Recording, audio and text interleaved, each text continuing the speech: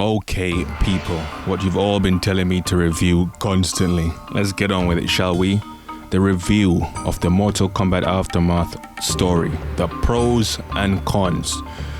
First, get this out of the way. This was not a perfect story. It had its flaws, but I must say the pros outweighed the cons. But let's get on with it. What should we start with, people? The cons. Can anyone guess what the cons are? 1. A certain character was completely cremated, decimated. You know who he is, right? Kotal Khan was destroyed in this game. That's a thumbs down right there for ruining your own character. For what reason, I have no idea. Kotal Khan is finished. And yes, people, I'm going to do a fall of Kotal Khan. You just have to wait. Con number 2. Tatiana is now official. This woman is now willing to throw away everything just for power and just to get piped down by freaking Shao Kahn. A guy who practically looks like a monster. Ew. But each to their own. Some people actually enjoy this shit. Tatiana is here to stay, people. You gotta embrace it. No, but actually, the whole thing was given away during the trailer, I think.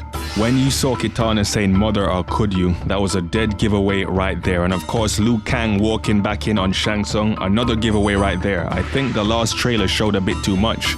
But hey, it's whatever at this point. I'm over this whole Sindel shit. Con 3. Chronica. Yeah, didn't pull it off at all. Came across lame. And I'm not talking in terms of power, because clearly Shang Tsung had her crown, and by that time he was apparently now stronger than her. I'm talking about her brain power, okay? Again, she's over 1 billion years old, seeing all the timelines, couldn't come up with a better strategy. Just looked real incompetent, to be honest. And after that, getting defeated twice in a row, yeah, I'm pretty sure most of y'all will rank her down at one of the worst Mortal Kombat villains. In fact, people, where do you rank Chronica as a villain? But yeah, that's pretty much it. Let's get to the pros. Pro number 1, Fujin. My guy, my boy, finally got a chance to shine, and he did. Got over. Showed off his power, showed character development. Good run for Fujin. Cause the character was a DLC, never thought in a million years he would get a run in the story mode, so that was good. Pro 2, Nightwolf, another one of my boys. Another good run. Your boy Nightwolf showed why he's one of the most underrated characters in Mortal Kombat. Showed hard. Dude came out of this looking like a freaking G. Shiva, she did her thing. Decent little run. Shang Tsung, some people say was over pushed. Well, not really. He done all of that because he had the crown. Without the crown, you see the guy getting washed quite a few times. So, yeah, and to be honest, he deserves it. He's been getting his ass kicked for so long. Give him a little chance. Give him his day in the sun, and it worked well.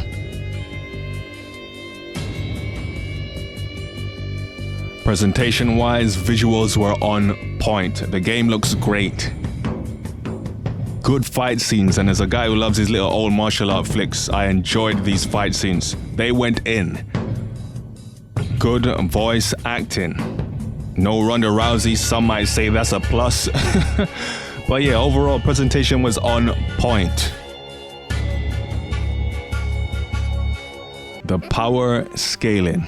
Now when it comes to the MK universe, the power scaling in every game is all over the place. Here I can see they made an attempt to get some structure to it. I saw it. And a lot of people skip over this like it means nothing or it does nothing. The power scaling can actually make or break the story. Believe me. Let me try and give you an example of this. Okay, let's give an example. Okay, all of you watching right now, you've all went to the cinema with your boys. You're sitting down watching a Marvel or DC film. Screw it, make it a DC film. You're watching this film right now. Darkseid comes down to Earth.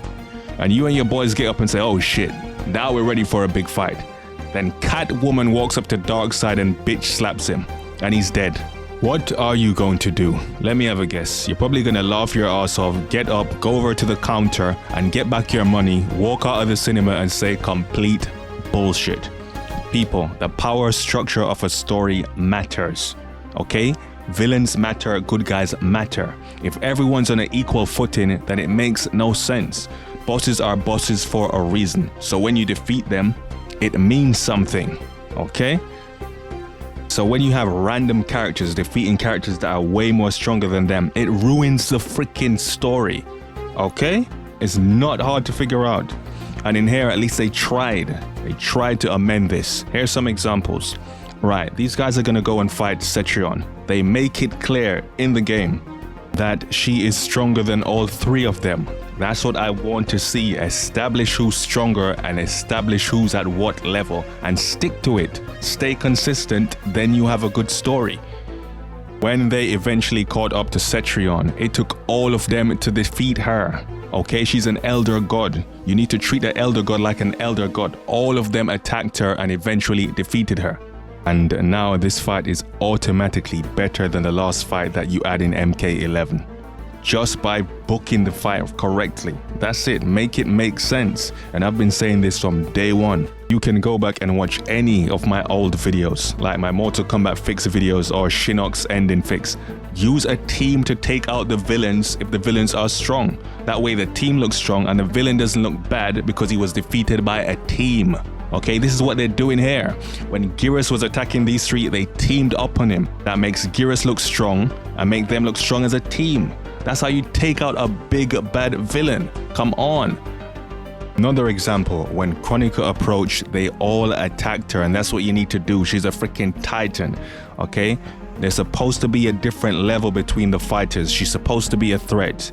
You make her a threat by making her look like a threat, okay? Jump her. So you're gonna get a thumbs up for trying to improve these things, trying to implement these things. It's almost like they watched some of my old videos, but apparently they didn't watch the rise and fall of Kotal Khan. But yeah, by all means, the power levels weren't perfect. I mean, come on, 1 minute you have Kitana washing Shao Kahn, and then the next minute she can't beat anyone in the story mode because it's not her chapter. Yeah, shit was still all over the place, but this part was improved. I mean, come on, if this was MKX, Sonya would have just walked up to Chronica, kicked her in the crotch, and the fight would have been over. So yeah. Speaking of improving the power levels, let's talk about our boy Shao Kahn. Dude got back over, got some of his groove back, which he desperately needed after his god-awful run in the MK11 story. Now don't get it twisted, this wasn't the great Shao Kahn of old, the one that can actually use soul power, conniving and manipulating. This one is more of a brute Shao Kahn. And for the most part, in his chapter, your boy killed it. That's the Shao Kahn of old. He was beasting out there. And what's funny is I had no idea you'd be able to play as Shao Kahn. So when Geras showed up and Shao Kahn stepped in front of Sindel and said, "Let me handle this," I was thinking to myself, this guy's gonna get washed in front of his thought. But no, they gave you a chance to play as him. And Shao Kahn laid the smack down, destroyed Geras. Pounded his head in. That's something Shao Kahn would do. That's Shao Kahn like, okay? That put that man over. And why? Because you saw Geras give all these other characters problems in the previous chapters. Now for Shao Kahn to just beat him clean like that, showing you that Shao Kahn is a powerhouse. That's how you put someone over. He later on goes on to take on the Cages, and I had to laugh when Cassie Cage was running her mouth talking about how she destroyed Shinnok. Then faced Shao Kahn, because that's who I picked, and got washed. Okay, the Cages got washed, and that's a more accurate power level. They should never be able to beat Shao Kahn. Cassie Cage should never be able to beat Shao Kahn. Sonya should never be able to beat Shao Kahn. Hell, Johnny Cage shouldn't be on Shao Kahn's level. Again, this guy was a boss all these years for a reason. Gave Raiden, gave the Elder Gods problems for years. Randoms can't just beat them.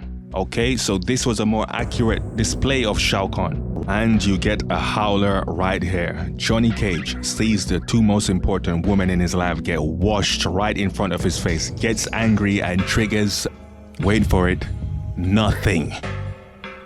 Hello, when your loved ones are in danger, the green halo is triggered, right? Right? Yeah, that part.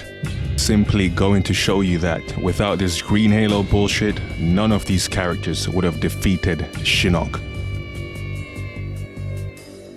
Shao Kahn ends up eventually getting defeated by Shang Tsung, but by that time Shang Tsung had the crown and had absorbed many souls, including the likes of Raiden and Fujin, so it makes sense for Shao Kahn to lose to him at that stage. A regular Shang Tsung would get backhand, so yeah, he had a good run.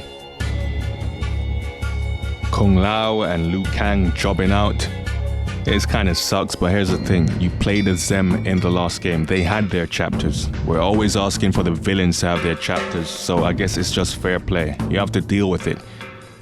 Plus, it didn't really matter because the only Liu Kang that actually matters is the one inside Fire God Liu Kang, who apparently can't be affected by what's going on here. So yeah, and of course, he actually won. He's in control. He's gonna make shit right. Visited the great Kung Lao in his ending. You can go anywhere from there. So yeah, that's pretty much it. Those were the pros, those were the cons. People, rate this story out of 10.